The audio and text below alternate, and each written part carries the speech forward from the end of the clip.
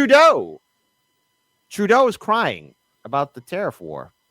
All right, hold on. Oops. That was our Gmail. So hold on. Our tariff wars. Let's go and talk about the tariff wars. The tariff wars. Let's go and bring up the tariff wars. What is happening here? So let's go ahead and bring that up here with the tariff wars. Let's go and bring this up. The tariff wars. On a personal level, I've made sure that every single day in this office, I put Canadians first, that I have people's backs.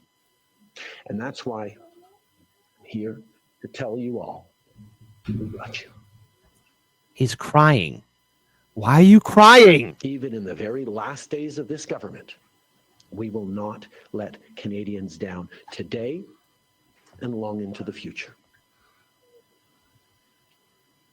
On a personal level, he's crying. That's what he's doing.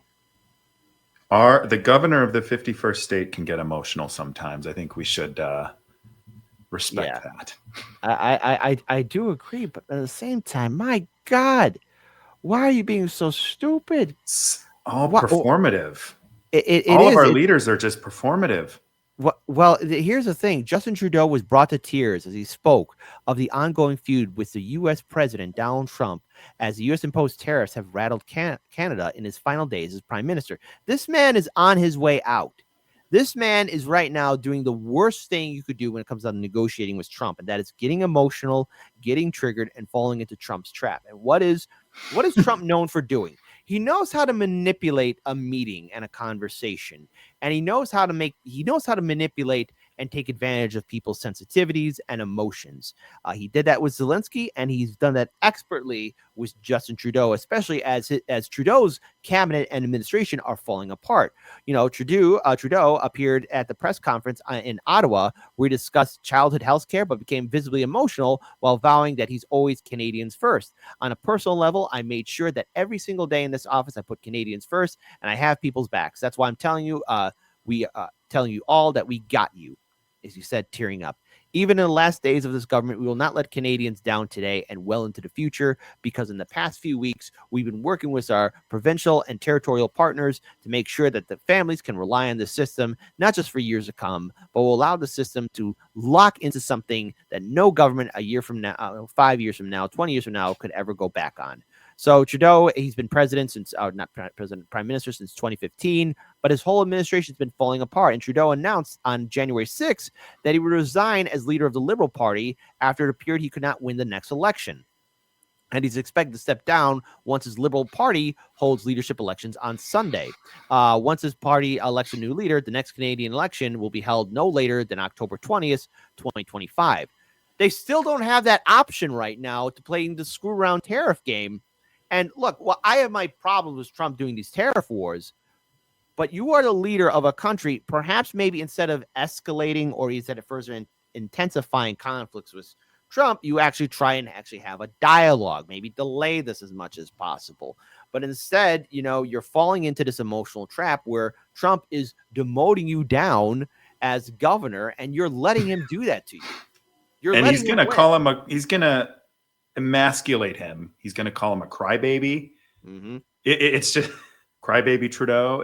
I mean, he's just like walking into this trap where he's going to make himself look even worse. Mm-hmm. Exactly. And the thing is, what enrages me is that you are leaving as the leader of your country. And you are failing your constituents, you're failing your people, you're failing everybody around you.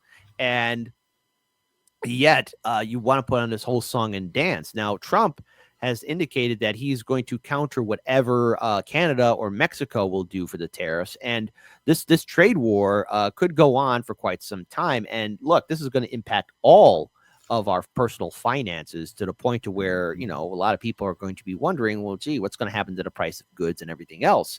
And I would say to our Canadian friends, the actions of your leader and the actions of our leader don't represent all of us. I think we all want to have a very peaceful, cooperative relationship where we're all making money, we're all drinking some good whiskey, and we're all living our best lives on this planet we call Earth.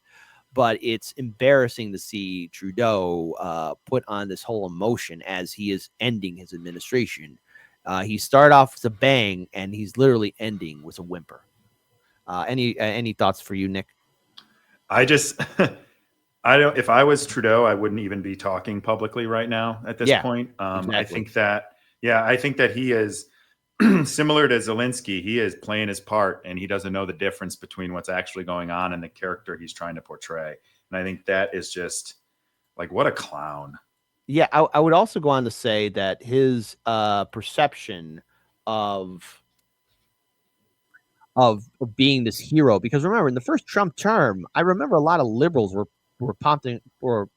promoting him as the counter to Trump, and I guess he maybe fell into that mythos. I guess he really fell into propaganda that he was this tough guy against Trump, and this is a different Trump that we're dealing with in the first term. And he's got a serious axe to grind, and no, do I think Canada's going to be annexed by the U.S.? No.